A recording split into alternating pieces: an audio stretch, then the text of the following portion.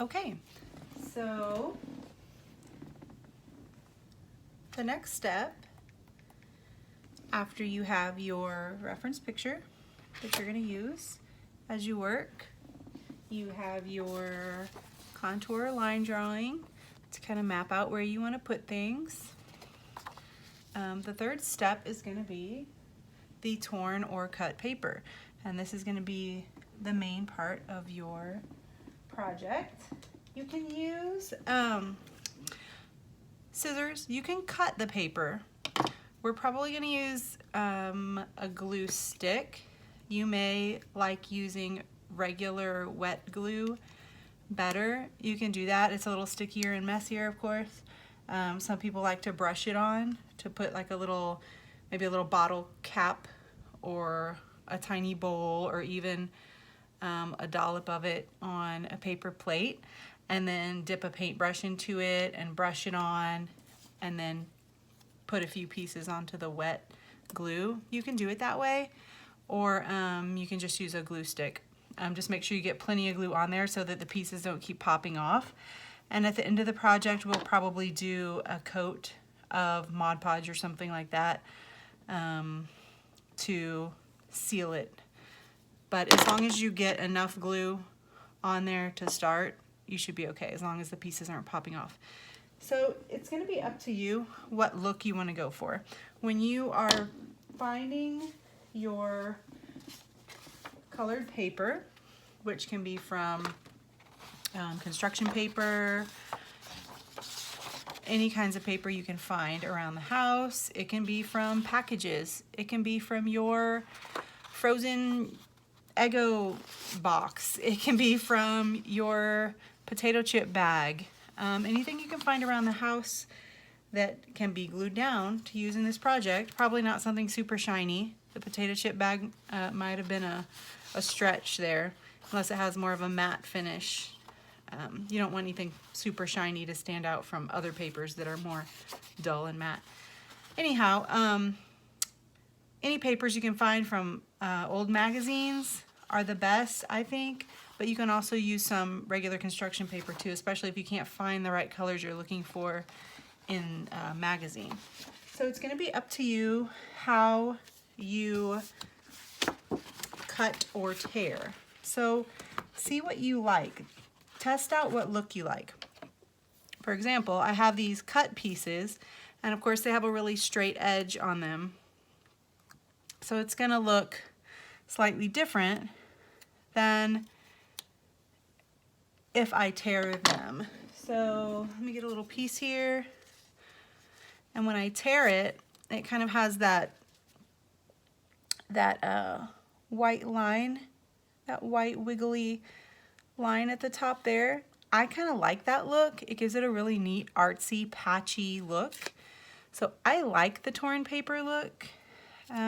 You want the pieces to probably be smaller, especially if you're working on a piece of paper that is copy paper size. If you have a larger sheet that you want to use, you might be able to go with 1-inch size pieces.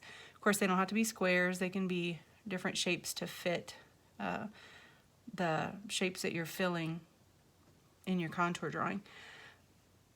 So it's up to you. If you like that torn look on the edge, then go for it. I think that gives it a really neat artsy look.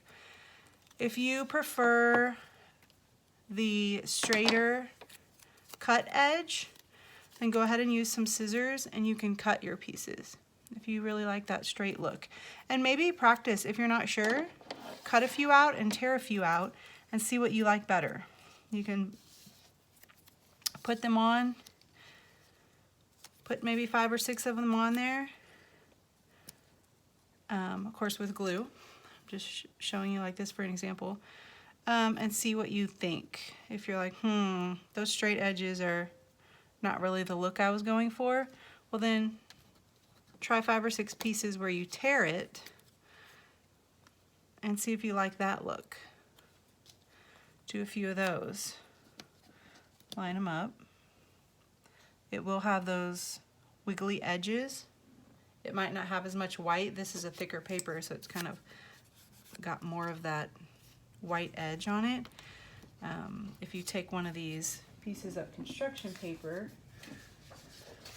sorry, right now I just have this brown and this manila color sitting here. Of course, you're going to use all sorts of colors. Tear them. So this doesn't have a white edge, but it does have that wiggly edge to it. I don't know if you can see that. My daughter's cute drawing over there. I'm using her desk right now. So I've got cute little Animal Jam stuffed animals. Her drawings and Copic markers galore over here that are falling everywhere. Anyhow, see if you like the look of that. If you like the torn edge look, then tear your paper. I think that looks really cool, actually. If you like the straight cut edge look, then go with that. All right? And maybe you want to do the cut edges on your portrait, on the actual person, and maybe in the background you want to do a torn look for kind of like a blurred abstract background. So that's up to you. All right, so you're gonna take your glue stick or brush on your wet glue. I probably would do it in little sections. Glue stick dries pretty fast though, so you can't do too much at once or it'll be dry by the time you get to it. So take your paper and just start filling in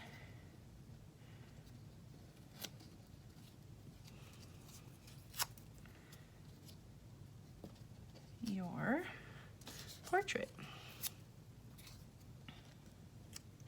And if I'm like, that's too pointy, that's where the torn part is nice. You can just rip off a corner. There, now it's not too pointy. If you want a skinnier piece, it's quick and easy to just rip it. You can use the scissors too, but it takes a little lots of picking up and putting down of the scissors. Might take a little bit longer to cut them. Or you can pre-cut a bunch of sizes beforehand. You can cut some really small ones, cut some bigger ones, so you have a variety of sizes to choose from. So you just keep going. Now, on this example right here, I used all the same color. I think it looks a lot better if you can try to use magazine samples, pieces of magazine, because it gives that variety in color, and I think it looks a lot better. It's gonna look a little more, I don't want to say kindergarten, but a little more elementary looking if you're just using all the same color all the way through. And then you don't get that textured hair look. And also, even if you have some words, I don't know if you can see that, but even if you have some words that are on your colors, your pieces of colored paper, it's fine. If you look up some examples online, it actually looks really cool when you can see the words in the background. Or sorry, when you can see the words on your pieces of paper. You think, oh no, that's not what I wanted. It has too many words on it. But it actually looks really cool. If you go ahead and use it, try it. Try it and see what you think, because I think it actually looks super neat to have the words show up. So obviously I wouldn't do a mix like this. If I wanted to do both construction paper and magazine paper, I would probably mix it along the way. I wouldn't just suddenly do one when I've been doing the other. So try using some that has a texture on it from the magazine or words on it from the magazine. I think it looks really cool. I think it looks cooler. It looks better, I think, than the construction paper. I think the construction paper is good to fill in where you need it, but I think that the words look really neat. And I might not have thought that when I first started. But as you add it on, it's like, oh, that looks really cool. And the direction of the words kind of gives maybe some texture lines to the way that the hair flows. So that might be something to mess around with, the direction that you're turning the pieces of paper if it has writing on it. And then when you get to the eyes and the small details, that's going to be where it's going to be more of a personal choice. Like I said, if you want to get super detailed when you get to things like the eyes, and you're going to go with tiny slivers, it's probably going to make a very nice looking final project. If you would take the time to get that detailed with it, you don't have to get that detailed with the entire thing, which is why I don't want you to get too worried about it taking so much time. You're really only going to spend that much time on details, maybe the eyes, nose, maybe around the mouth. Everywhere else is kind of larger pieces. But now I need to adjust the shape of this because I didn't cut it curved enough. But just as an example, a little sliver around the eye to show the lines around the eyes, or maybe I could make several of these for the eyebrows. So that's where you're going to do the details. But overall, you're going to have these larger torn pieces, or cut pieces if you prefer. So I hope that helps, and I hope you have a really fun time with this project. I think they're going to look really awesome. When I was talking about the backgrounds earlier, I have an example photo for you that I'm going to show you. But if you just want to do an abstract background, that's fine, or a certain color, or a fade into a couple of colors in the background, you can. Another thing I would like you to do, if you can, is maybe put a few things in the background that tell something about you. I have a picture that shows a portrait a guy did. It's the one with the sunglasses on. I'll show you that. But he's got Starbucks in there, and he's got a couple things that he likes to do, references to things that he likes, kind of plunked in with some random magazine scraps in the background. So it's really cool because it kind of tells more about him as a person and the things that he likes. You don't have to do that if you don't want to, but it's kind of a cool idea. So have fun with your project.